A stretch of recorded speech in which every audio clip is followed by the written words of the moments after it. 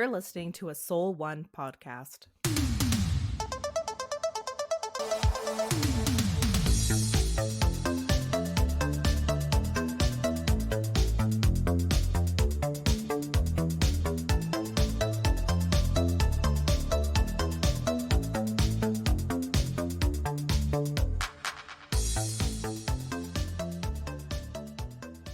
I'm excited to hear about a horror movie centered around a wind-up monkey.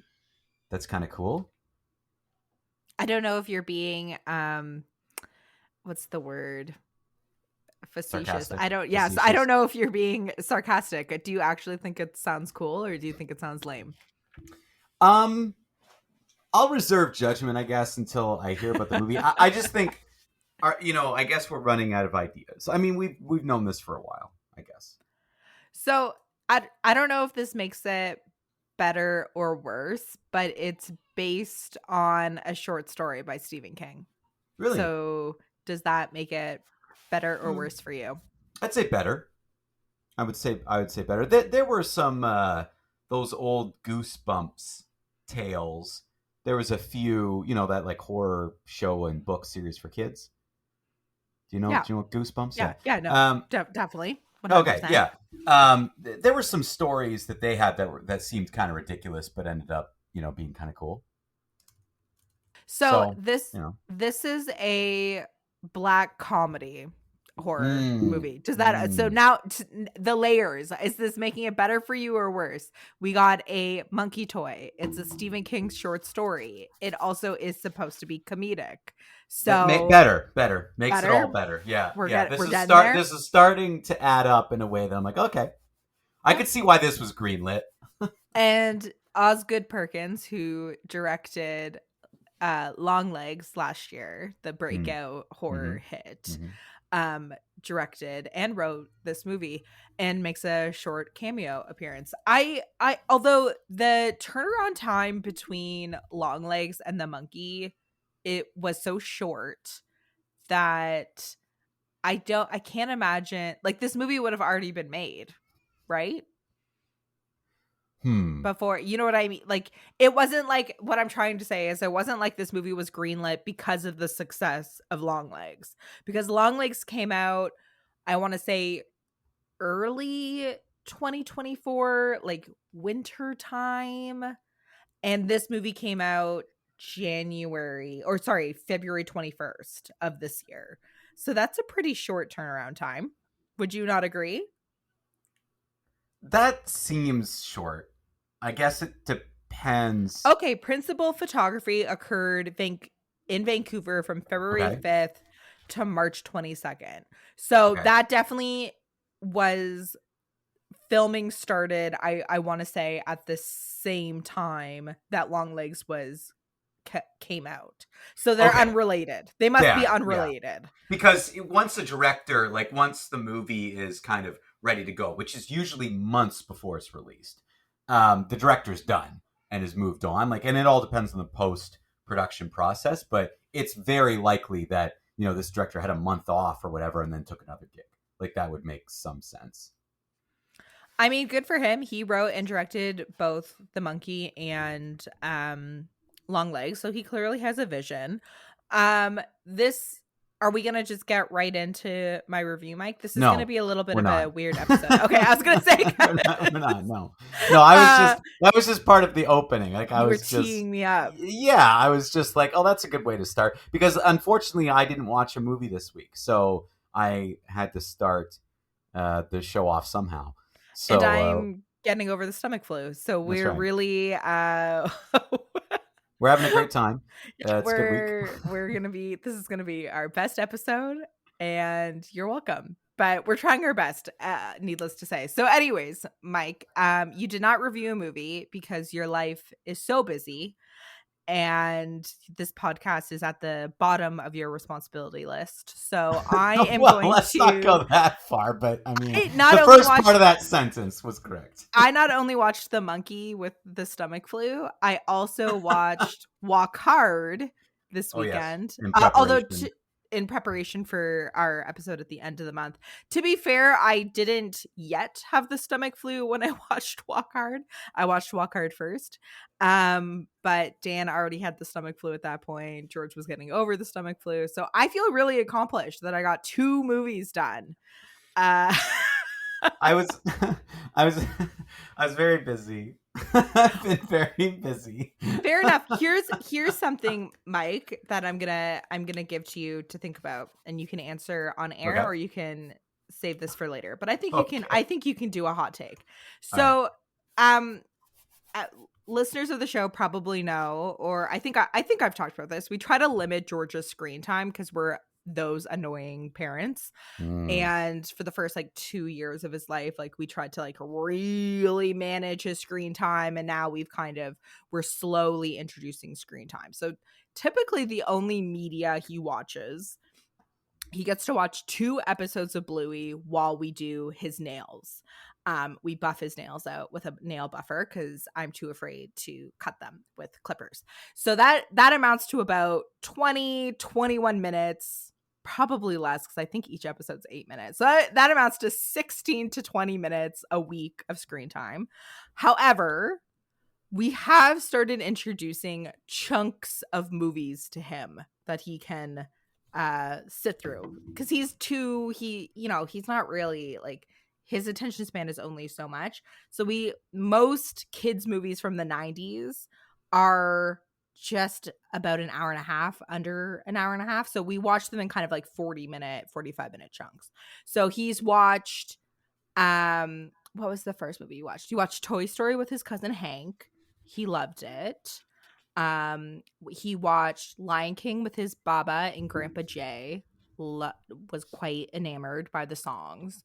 He watched Hercules, and he watched Emperor's New Groove, which is one of our favorites. And it seems like Emperor's New Groove is his favorite. He says "boom baby" now a lot, all the time. Yep, the catchphrase. But really likes the opening number from that movie. So, anyways, he has been home since last Tuesday. So he's back in daycare now on Monday, but he was home 4 days plus the 2. So 6 full days. The weather wasn't great. We ended up getting sick. So he watched more screen time than we would have liked. He watched Mike Babe. And I know this is a very rambling story. So yes, that surprises me. Really? It's one of my favorites. No. Babe's a fantastic movie. I just would have thought like it's described as the Citizen Kane of talking pig movies. Don't you know? I would agree. I would agree with that. I'm surprised you went away from kind of the animated features, but Babe's a fantastic choice. Like if you're gonna watch one, that's a great one. So we went to Value Village a couple of weeks ago, and we got these movies on VHS. So all of these movies that he watched on VHS.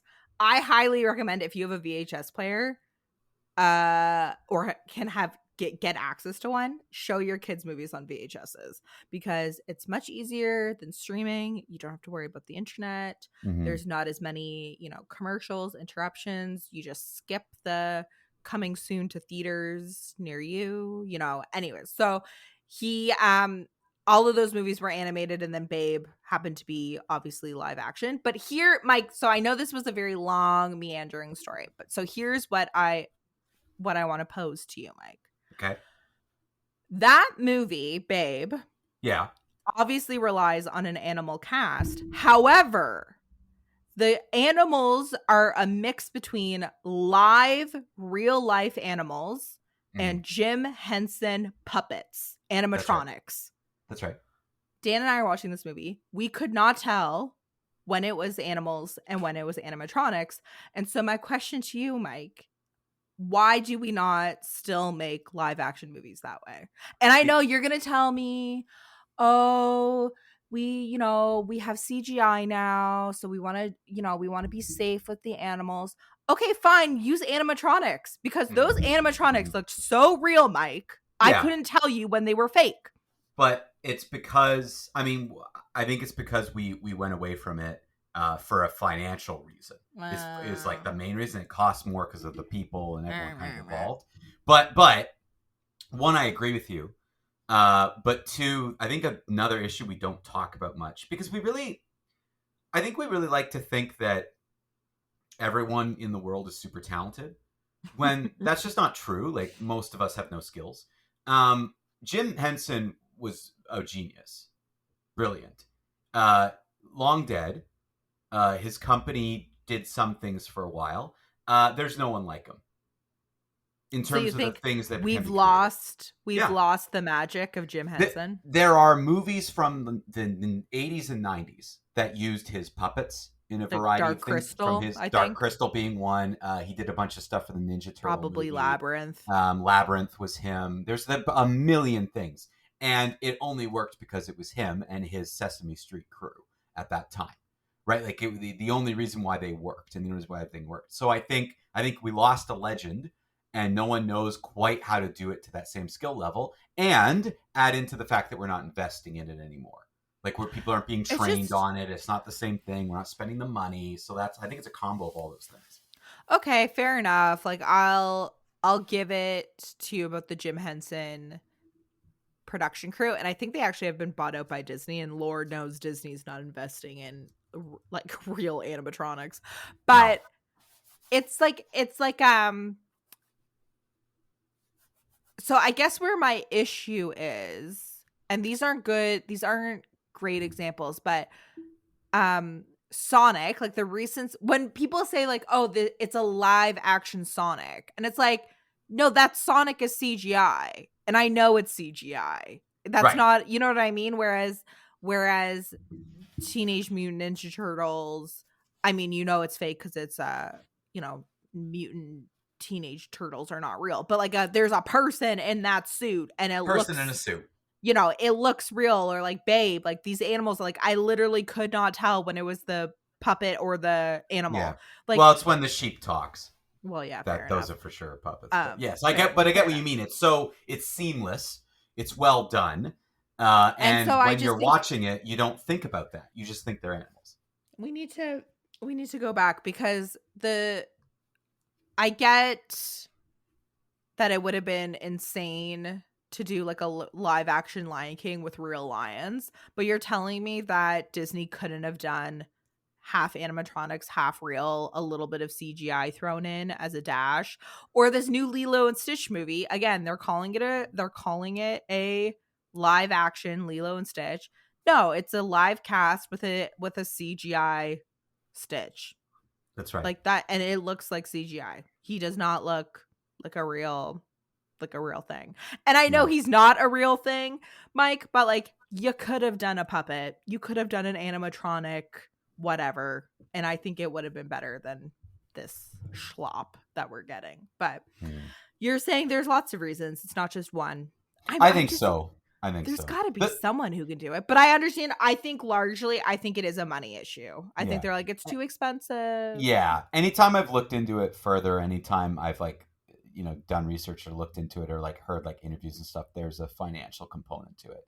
It is just simply cheaper to render things in CGI these days than it is to hire teams of people to run animatronics and the equipment that's required and the construction of whatever it is you're making, et cetera, et cetera. But I think, like, again, I think CGI, like any tool, works depending upon how you use it. And some of the better movies have a mix of practical effects and CGI.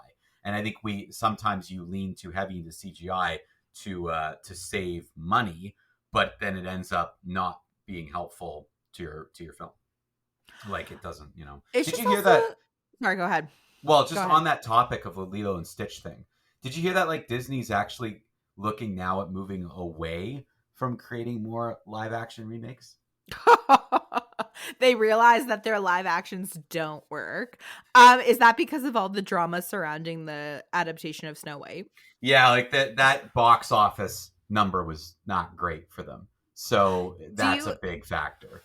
do you and you, talk about CGI? I heard they CGI'd all the dwarves in that movie, which was also a huge one of the controversies that the little people community were like, you just took away how many dwarfs are there in that movie? 7. like 12, 7, grade 7. They're like, okay, thanks for that. Thanks for taking away those 7 roles. jobs are Yep, gone. Yeah. 7 jobs are gone. Just like that's Which, like like, it would have been so easy to cast. Like, I don't know if I don't know why Disney made that decision, but the fact that you like have actors coming out to speak out against it when like they could have been like, that's a role I could have had that's now gone. so I Like, guess I don't know all of the drama, Mike, but are you alluding to the fact that Peter Dinklage was like that yeah, we live in whatever year it was, because it was like a couple years ago now. We live in such and such year that is so discriminatory. And then other little people were like, excuse me, Peter Dinklage, we're not all multi-millionaires, and we would yeah, love to play a dwarf yeah. in this Yeah, like that. show. There are many actors who would have jumped at that Working actors, opportunity, right? who just don't have the same clout as somebody like Peter Dinklage, who is obviously does not need to do that movie. Like he just But wouldn't also, need like, to. dwarves are not, they're like a mystical creature. Like, I guess he was saying that they were, In and these particular, yeah, in this particular story, like in Snow White, it is supposed to be a like a fantastical creature, right, yes. and they're small, but so like it's like, I guess what I realize I'm talking from a place where like I'm not a little person, so like correct me if you're a little person, you listen to this show and you say, actually I do find it offensive, but like it's not like they were making fun of little people. Like a dwarf is a thing, you know what I'm trying to say, Mike? Like it's not like a caricature of a little person, it's a dwarf. Why not have a little person play that role? Right. It would be similar to like in the Lord of the Rings, right? Like How they probably should have hired little people to right. play the hobbits, but they didn't. Yeah, like again, it's I think there's always this line that happens between you're doing something because okay, this is the right thing to do, and that's why we want to do it. We want to do it for the right reasons, and we're making this decision and we feel comfortable morally, and crossing that line to we're kind of making a decision because we don't really know what we're doing, but we think this is just better for backlash and we don't really care, but we're just kind of making a decision. And that's kind of what Disney does. They're just like, what is going to cause us the least harm? Let's just make that decision, as opposed to doing something and sticking by what's it. the perceived mainline opinion? That's right. Well, but I mean, it's not. To be fair, though, Taylor, that's not even just Disney. That's most people. I mean, like yeah. most human beings base their opinions on what's the main line think right now. Okay, cool. I'll just base my opinion on that. But that was only one of the many controversies surrounding Oh, this movie. I don't even think that's the one people talk about the most. Like, I don't even think that's the biggest one. There's drama around the 2 female leads. I'm not 100% sure. I think one supports Israel, one supports Palestine. I think that's the bottom line. But again, I could be wrong. Does that sound right, Mike? Is that part of? No, I didn't even hear. No, you didn't hear that one. So maybe I'm misconstruing that. Anyways, what was the drama you heard then? There's also discourse around the fact that the Wicked Witch, and I forget the name of both. I think Rachel Ziegler is Snow White, and then Gal Gadot is Gal Gadot? and there's discourse around the fact that Gal Gadot is prettier than Rachel Ziegler, so it doesn't make sense that she's the Wicked Witch. I'm like, wasn't there the same discourse when what was that movie that came out that was with kind Kristen of a more Stewart? Yeah, like it was Kristen Stewart and Chris Hemsworth and like Charlize Theron. I want to say like Snow White and the Huntsman was the name, and wasn't Emily Blunt in that too. Charlize Theron was the evil witch, and again they're like, would she really, like, she's going to war over Kristen Stewart? I don't. Yeah, I definitely remember that. I remember that coming up because there were 2 of those movies, I think, if I remember correctly. Like, I don't know. It was of that. Another one. It's like it's around the time they were doing the Alice in Wonderland movies, the live action Alice in Wonderland movies, I'm pretty sure. So all of those movies kind of just like get jumbled in my mind. So all that to say, I'm not surprised that they are abandoning their live action remakes. I think they should have abandoned them a long time ago. I don't think they make sense as a visual medium, and I'm not really sure who the audience is for them. But the Lilo and Stitch is still coming out, is it not? Oh, it's still coming out. They're not going to shelve it. No, and I know they have other ones planned, and I know that's happening, but I feel like the thing I read was kind of talking about in the future, they're just going to start moving away from it. So we might just like because I think we're getting a Hercules one, and there's a few more. Like I think they're gonna put Right. out what they got in like The planning works. stages. Yeah, but I just feel like it is kind of time for them to move on anyway. Especially like I mean, there's nothing you can do about controversy sometimes. Like that Well, is just Lilo going to and be what it Stitch is is. getting controversy about the casting of the sister. Apparently, people thought that she was from Hawaii or of Hawaiian descent, and apparently she's not as much or at all that they were claiming. So there's drama Yeah, around I know that. we've definitely started doing that. Is this person this enough? Yeah. We've definitely started that we've been doing for years, Yeah. years. That's been So, the big but thing. like you think at that point like Disney would just learn its lesson, and because like the movie is about native Hawaiians, like people, and I mean like people born from Hawaii of like their, you know, their ancestors are from that island. Why wouldn't they just hire a Hawaiian actress? But I guess, Sure. I mean, whatever. That seems like that would make the most sense, but who am I? Who am I to say? What do I know? You know? So I know, I guess that's some of the controversy around Lilo and Stitch. And Yeah. people, yeah, I don't know. I don't really have any interest to see a live action plus CGI Stitch. I No, just and watched the original. I have no real interest in these movies or the controversy around them. It just always strikes me as funny because controversy to me is always so like pick and choose. Sure. Like 10 things can happen that are all like kind of along the same vein, but everyone will grab onto this one thing and kind of either ignore the others or still like embrace the others, and it's kind of like fine. But it's so weird how that works, and I find it kind of fascinating when I see it, because it just seems to be so arbitrary to me. Like you're arbitrarily picking this one particular thing to make noise about, and not all the time, but many of the time, the people making the noise aren't even part of the group that, in theory, would is upset about this. Like I see that a lot Like happen, are where like it's the just like, example of oh, like Peter Dinklage, like how well, I he mean, Peter spoke on Dinklage, behalf of his whole community yeah, and his whole yeah, community was which like, is not no. fair because Peter Dinklage is in a much better financial position, doesn't need this thing. But like, at least he is like he understands the life he leads and who he is. Like, at least I can like understand Sure. you saying an opinion. He shouldn't speak on behalf of everyone. That's not fair. But I can understand him just having an opinion on it. What I wouldn't understand is like if I complained about it, I wouldn't get that. I wouldn't get. Where I'm like, well, Right. like one, what does this have to do with me? Like at And there all? is like And it's two, like like, like what?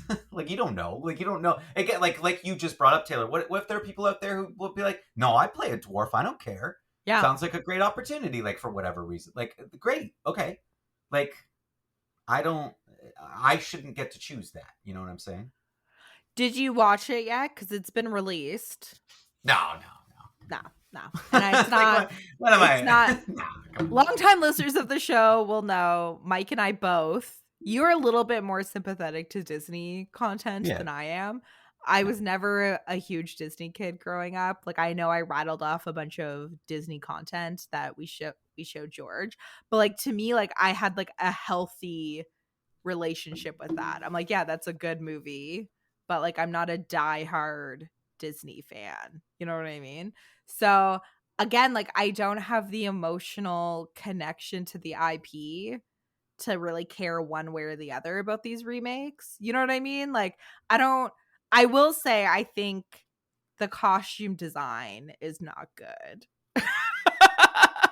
For the stills I've seen of Snow White, but like I don't really care enough about the movie one way or the other. Does that make sense, Yeah. Mike? Like it Yeah. Like to me it's like I not really on my yeah. radar. I saw a bunch of them in a row when they were coming out, and like again, I still think Cinderella is the only one that's Yeah, that one's pretty really good. like good. And then I didn't mind Aladdin, like I thought it was well done, but it was fine. But the rest of them have been like pretty bad, to the point of why are you making these? Like there's no real reason to do it. I don't really get it, but again, it's just a money thing. But no, I'm not. Honestly, I'm just not interested. I don't have time to watch movies I want to watch. I'm not going to watch one that I don't want to watch. It's difficult. Taylor, I'm a man of the people. We know this, okay? There's a lot going on. I'm so busy and I'm so tired. The only time we would watch a Disney movie like that is if a fan came on and like forced us to watch it. Yeah, let's not give anyone any Thank ideas. God Katie's giving us a good episode at the end of the month. But the person who was at the bottom, hopefully they're not a Disney fan, because otherwise they could force us to watch Disney movies. We might find out soon. I don't mind, like, I don't mind the original ones. Like rewatching. Well, I kind of came in and out of Hercules, but like, okay, fine, good. Rewatchable. Lion King, rewatchable. Don't really care for Toy Story, but I think that was originally a Pixar before Disney acquired them, but I could be wrong. That's right. Speaking of the person who finished last, I think I'm double checking right now, doing this on the fly here. I think I have an email from Brandon, who finished last, that potentially may answer, because I had reached out, and I think we have a theme for Brandon's episode whenever we do that. I'm just reading the email now. Yeah, okay, well, why don't we announce this right now? Because I got it right here, live on air. Taylor, you've never heard this. This is not a bit, just so everyone knows. Taylor, you actually don't know what's truly in this. I don't know. I bated breath. So Brandon would like us to do a one-off episode that brings back movies from a hat. Oh, that's and draw fun. 2 new movies from the hat to watch. So we would obviously 1 week have to pick when we actually do the draw, announce it on air, and then we would obviously watch the movies for the next week. So we've got to do that. There you go. Movies from a hat will be returning. That's a lot of fun. Is he going to come on? Did he say, or he just wants us to say? But let me ask. I will reply back. And Brandon, if you're listening, you're more than welcome to join us on air. Otherwise, it's just the two of us. Movies from a hat, that's good. And our track record, I don't think there was any Disney movies in the hat, but I could be wrong. I don't know. There was a lot of movies in that hat. There were a lot of movies, so I don't know. You'll have to find the hat. The hat's gone, but I have all the movies written on the piece of paper, shoved into something when I moved. So I definitely remember seeing them. I remember like months ago, I opened something and was like, oh, there they are. So there's all these pieces of paper with the movies. Mike will look for the movies, and hopefully we'll have that episode for you soon. Yeah, but that might be a good segue to fan questions, Mike. Let's get into some fan questions. A couple more that we're catching up from. Aline writes in and says, I've always wondered something, and this is something I always ask my friends when I'm trying to get to know people or at a party situation. If you could have any movie superpower, what would it be and why? My immediate answer would be like vampirism. Wow. Okay. But that's just like, that's my knee jerk reaction. A movie superpower. You go first, Mike. Like what makes it different from just a regular superpower? Why is it? It has to be in a movie. I guess it has to be in a movie. Okay. But for me, it'd be reading minds.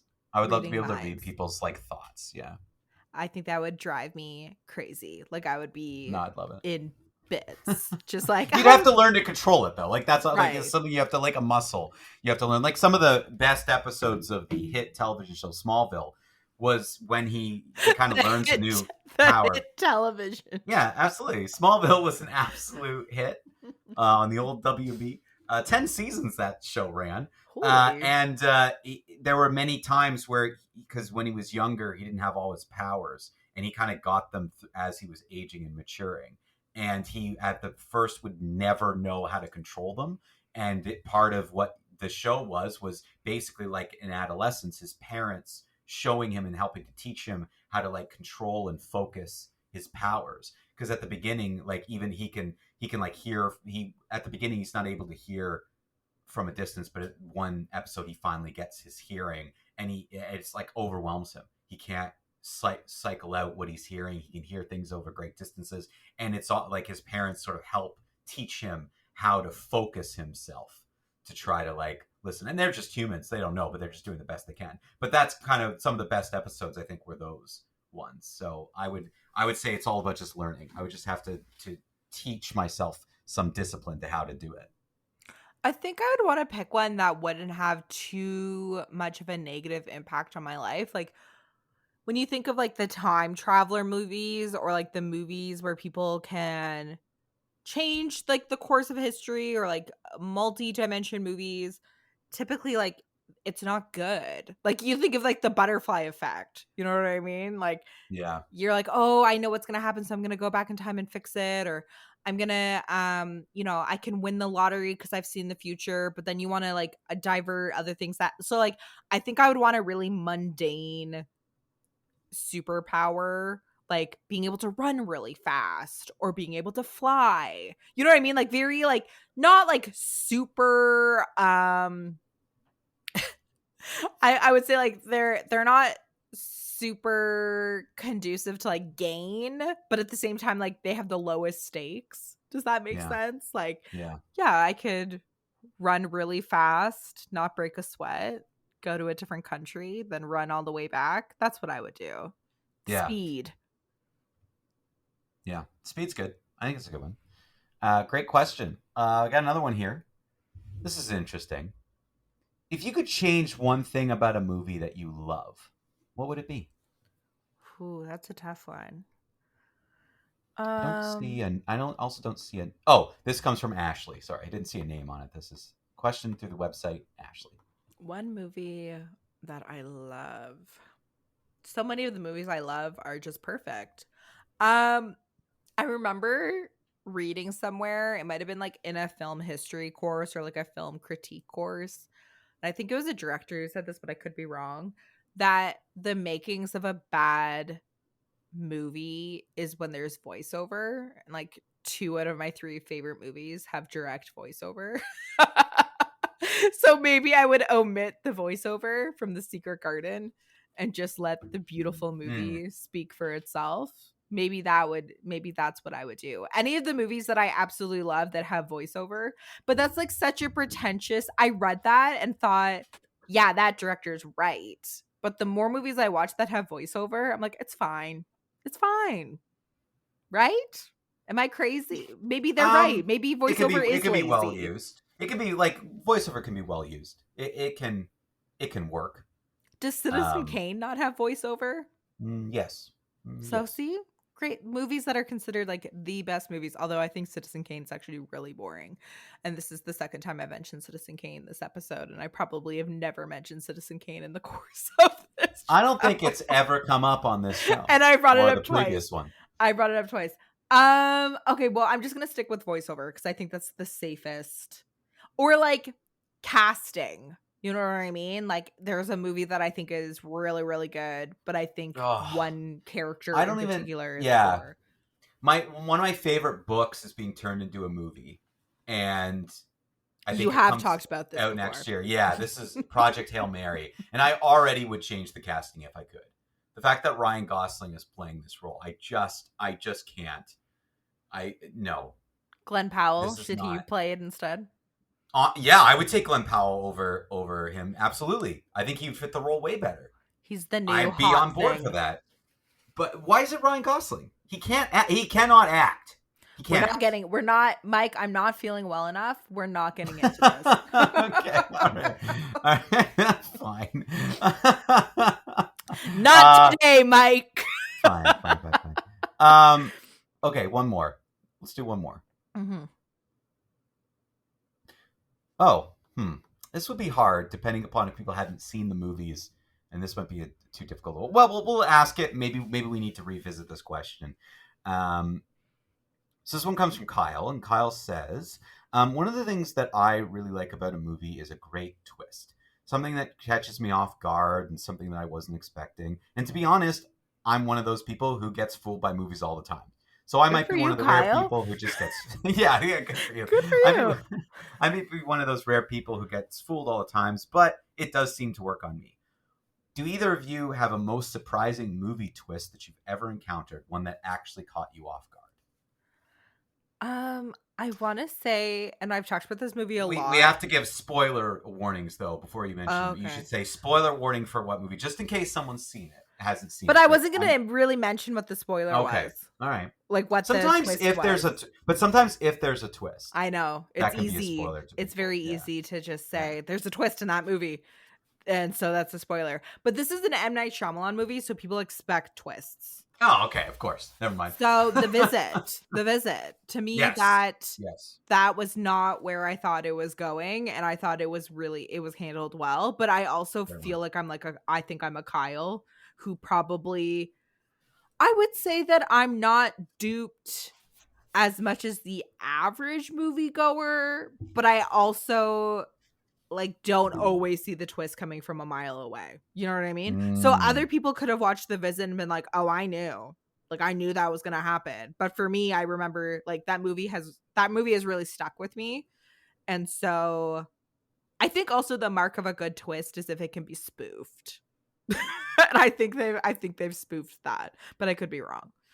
Yeah. So what can you name a movie without ruining the twist? Probably an M. Night Shyamalan. You're an M. Night Shyamalan fan. Yeah. M. Night Shyamalan movies I would say quite a few of his have had good twists that I've enjoyed. Unbreakable, Split, both had really good twists. There's a couple movies that, again, it's hard because I don't know if I even want to mention them and sometimes, it's not necessarily a twist, but a reveal that is unexpected. There's a couple of those I can think of. Who the murderer actually is. One of those. Yeah. And when it's sort of like, oh, really? Like for example, Knives Out. Right. The I first thought one was a good, the first Knives Out was, I thought, a really just well-crafted mystery, and I thought they had twists and turns, and when it wasn't right at the end, but when it sort of revealed what was going on and what happened, it's oh, new level, it's kind of interesting in that way. So I like. Can we just take the moment though to acknowledge that Knives Out 2 was not a good movie? I thought it was okay. I certainly not as good as the first one, but I thought it was okay. I saw the murderer coming in that one. I knew the murderer from a mile away. Right. I don't know. I liked the humor in it. I thought there was some really good, especially at the beginning. I think the first one was so well crafted in terms of the mystery. That was a very good mystery movie. Whereas the second one, I was like, we'll see. The next cast is huge. Yeah, Knives Out 3. Of course, because both those movies did so well. Of course, we'll see. Do another one. We will see. Okay, that's good for fan questions, I think, for this week. We have a couple more left here, but just to remind people, you still can write in through the old Screening in Kingston website that will be gone this June.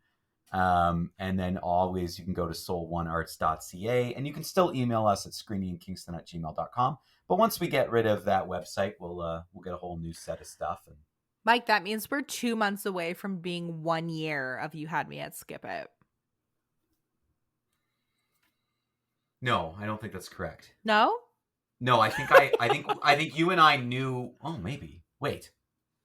Did we start it in June? I can't remember. I thought you and I made the decision a little earlier, and I put all these things in motion, and then it just took us a while, and we eventually got there. Okay. Never mind. One of our astute listeners will be able to tell us. Someone out there tell us when we first. Yes, we could just scroll back in Spotify and see the first month.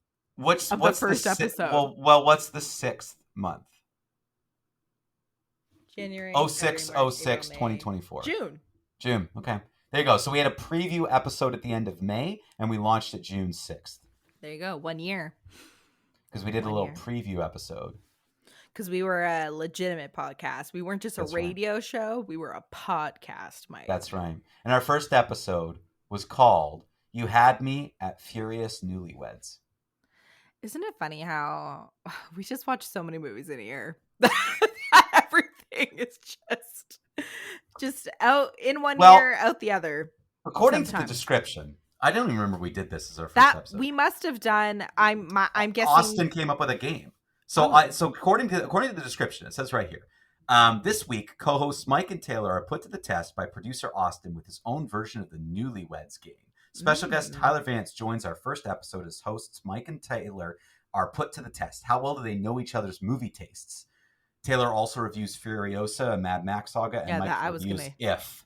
Yeah, I I reviewed was If. gonna guess. I was gonna guess that I Yeah, reviewed Furiosa. Furiosa. Yeah, and we Um, did the Newlyweds game. There you go. there you go.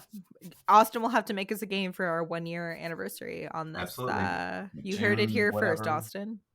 You got Yeah. 2 months. Yeah, this is how Austin always emails me after because he finds out first from the show what he's doing next. All right, Mike, should we can you believe it? We've already filled 40 minutes. So in the last I knew we wouldn't 10 have a problem. Like, I don't. Every time we do our pre-show chat, and you're always like, "Oh, I guess it'll be a short episode because you didn't review a movie." I'm thinking in my head, "No, we'll be good. We'll be fine. We'll We'll get be there." Like, fine. we could probably talk about movies for probably too long. Yeah, it's true. It's true. But I'll try to keep this review not too long. So, I reviewed The Monkey, which is a fairly new movie. It was released, as I mentioned, February 21st. It had a short theatrical run, and it's just now available for rental. So I rented it on Amazon Prime, but because it is a new rental, Mike, I think I paid like $20 for it. So just a heads up. It is like a full price rental. It's not a discounted one. So it's based on a Stephen King short story. I actually am not a fan of Stephen King as a writer. To be fair, I tried reading, I want to say Carrie or Salem's Lot when I was in high school, and I just could not get into him. And I haven't given him a fair shake since. Is Mm. Stephen King someone you're a reader, right, Mike? Mm-hmm. Yeah. Is that an author you read much of? I've only read, I think, 2 or 3 of his books, though. Okay. Like, So, I've never gone back and read. Like, I read like a couple of the classics, like right. It. Want to read, so I read It. The Shining. Yeah. Is that a Stephen King? No, that's not. Yep, Stephen that's King. a Stephen King. Right? That one, and I can't remember the third one, but it's another famous one. Right. But I don't remember what it is. But yeah. So I'm not a huge like I think his stories translate well to film, but I think he's also one of those authors that he has a couple books or short stories that notoriously have not been adapted, or people have tried and have failed. I think he's one of those authors. I don't know why people haven't tried The Monkey before. To my knowledge, it has not been made into a movie. It could be the fact that it's a short story, so you don't have a lot to work with. So, um, also, as I mentioned, this movie is written and directed by Osgood Perkins. He directed one of my favorite movies from last year, Longlegs. This movie to me, well, first I'll just tell you briefly what it's about. Mike alluded to the fact that there's a cursed toy monkey. I He's would like, hope so. yeah, the monkey. He's pretty like in terms of like character design, he's kind of a classic. He's got a little drum, and he looks creepy. I would have liked if maybe he was an actual, so I don't know if this is a CGI toy or if this is an animatronic, which I think is a little bit of a failing of the movie. I think they should have gone one way or the other. I would have liked it if this was just like a vintage monkey from like the 60s. You know what I mean? Like a little bit more nondescript. Like it almost felt like the character design was too, like they were trying too hard to be creepy. But hey, what are you gonna do? I'm not on production design for for movies. So the movie revolves around the fact that um what's his name? Um hold on. Adam Scott plays the father of two twins, and the movie opens with him with this monkey. He's trying to like get rid of the monkey. Shenanigans ensue. Fast forward to there's two identical twins. Played by, I believe, one child actor. Interestingly, yeah, so it's one child actor playing both twins. And watching it, I thought, wow, one of those actors is much better than the other one. What? So It's the same clearly person. it was the same person, and clearly he just like didn't have the characterization of the other twin. And then Theo James plays the identical twins when they're grown up. So the movie starts with like the identical twins are younger, they discover the monkey, blah blah blah blah. Fast forward, and it's like present time, and we're introduced to um Hal, I guess you could say, like the good twin, and like the fallout from his childhood with his identical twin. And so the rest of the movie is kind of about the toy reappears and what are they going to do. And this is evident from the trailer, so I'm not giving anything away. This is not a twist. The monkey, when you wind it up, randomly kills people in like horrific, terrible accidents, and you can't control the monkey. The monkey kills whoever he wants. Does that make Nice. sense, Mike? So like that's Absolutely. that's the premise of the Great movie. premise. Yeah. Yeah, so You it's got me so far. it actually is like a very good premise. Aside from the one, Christian Convery, the young boy who plays both twins and weirdly plays one twin not well. It's a good cast. Tatiana Maslany, who people know from, I think she's in Orphan Black. She plays the mom. Sarah Levy who's the daughter of, oh my gosh. Anyways, she's on Schitt's Creek. Her family is like the famous Levy. Sorry, Sarah Levy plays an aunt. Elijah Wood weirdly makes an appearance. Like I mentioned, Osgood Perkins has a cameo, but really the movie is kind of a vehicle for Theo James. He has a very recognizable face, Mike, but when I went to his Wikipedia, he's a British actor, and I don't actually know a lot of what he's in. Apparently he was in the Divergent series. I don't know. I thought he did a pretty good job, but again, he has to play both twins, and I think he plays one twin better than the other twin, and maybe that's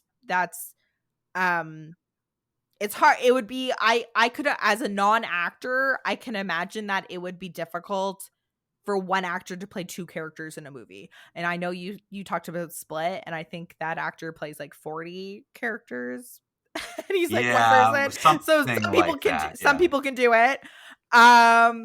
This movie, and it's a dark comedy, so to me this movie was not scary. I often don't find horror comedies scary, especially when they're more like slasher flicks. So don't go into this movie expecting thrills and chills. It's more like, oh, that was a quote unquote cool murder. You know what I mean? Like that's such a weird way to describe it, but like, oh, like you're more anticipating the weird accident that is gonna like get the person. Kind of like what's that movie? Final Destination. Yeah. Like you're like, oh, it's not really that scary. Although I remember the Final Destination movies being a little bit scary growing up. But anyways, I didn't find this movie particularly scary. I did think it had some pretty good tongue in cheek. I think Osgood is a good director and a good writer, and I'm interested to see where his career goes. But I did find that this movie had the same problem as Longlegs, where I think he didn't really quite stick the landing. I think he had a really cool premise, and then probably like the last third of the movie, when it's sort of introduced like who has the monkey and like what they're using the monkey for, it's kind of like, whatever, like, you know what I mean? Like, I don't know, there wasn't quite the emotional payoff that I was hoping for, or I didn't like the direction they went in.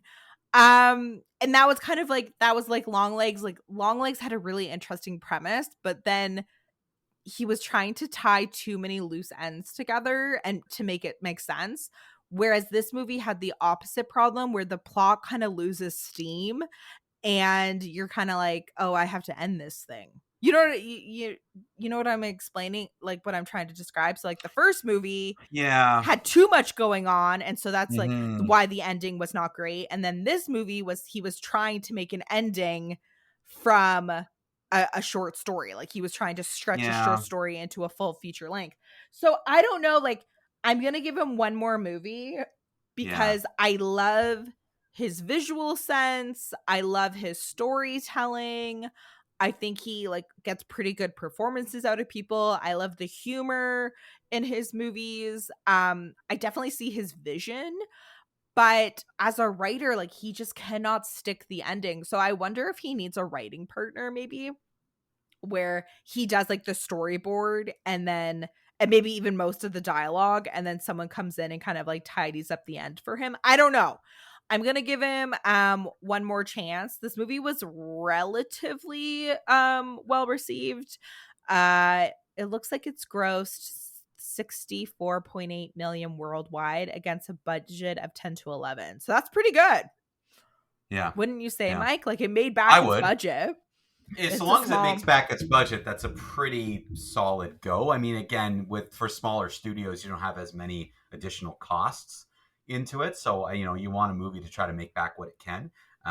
But again, if it made its budget back, you never know if it can find a new audience elsewhere. It can be, can make money in other places. So that's not too bad. Yeah, so I know this is probably going to shock people based on how I felt about the ending, but to me this movie is a see it. Um Anyone who's listened to you on this show for any amount of time, that doesn't shock them. yeah, they're like that makes sense. Taylor can say it's the worst movie ever and tell us to see it, or tell us Yeah, that it was the best movie ever and not to see it. So that's right. Let's just all be thankful that your review is one line that we can use for marketing purposes. See so it's a see it. it. It's a see it. This movie is a lot of fun, and I was thinking, Mike, like as I was watching it last week, you didn't get mad at me, but you thought my comment was stupid about if you just turn your brain off, you can enjoy this movie. I This never said movie, the word stupid. I just want that but you out did there. not agree with me. You did not agree That with is right. me. I didn't agree with you, but I just want it out there in the world because sometimes people listen to our episodes and they miss an episode and they come back. I just want it to be out there. I did not say it was stupid.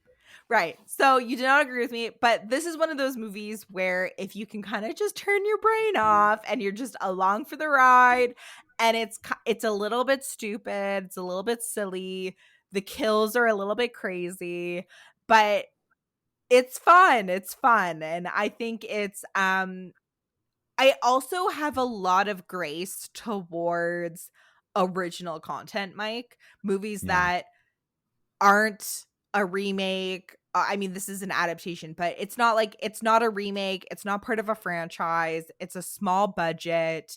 The director obviously has a singular vision. I have a lot of room for mistakes, kind of like how I felt with what was that movie? And I've forgotten the name. It might have been called Prime Midnight with the Devil, Prime Time with the Devil, the movie we watched last year. And again, Oh, late night with the late night devil. with the devil. So again, like that, this movie reminds me of that movie in the sense that it's a smaller budget.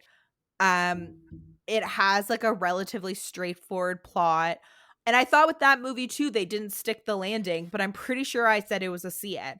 And a lot of it has to do with the fact that you're not going to be watching other movies like this year.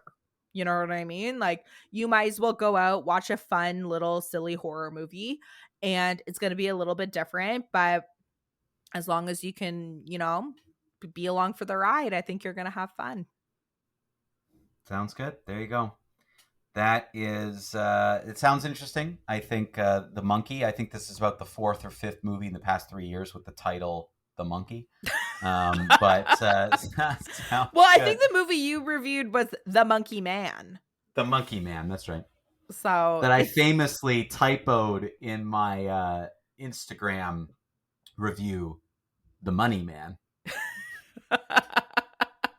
fair enough. Didn't go back and corrected it.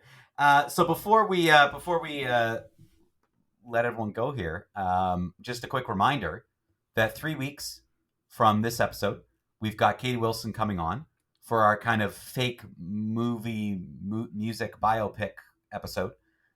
So we're watching Walk Hard and That Thing You Do. and Pop Star. Never Stop Stoppin' or whatever it's called. So if you want to watch along You'll find with it. movies, Andy Samberg. Yes, Andy Samberg movie. So yeah, we'll have that out for April 29th for that episode. So just keep that in mind. We still got 2 weeks in between, but we've got that on the go. So keep that in mind. And eventually Taylor will get into a Movies from the Hat, which will be fun. That'll be fun. And that will be a good summer episode. Yeah, it's going to be real tough for me to watch another movie this week, but I'm going to make an attempt to actually watch one this week. Thank you, everybody, for listening. Go see some movies. Thank you for listening to You Had Me at Skip It, a Soul One Arts Inc. podcast. This podcast is produced by Mike Shepard and Austin Spinner Summer. It is a project of Soul One Arts Inc. To learn more about Soul One and all the great work that Soul One is doing in the arts community, especially in film, theater, and other performing arts, visit soul1arts.ca. You can contribute to this podcast by visiting soul1arts.ca and going to the podcast tab. You'll find all the information on You Had Me at Skip It and how you can get your questions read on air each week. Thank you again for listening.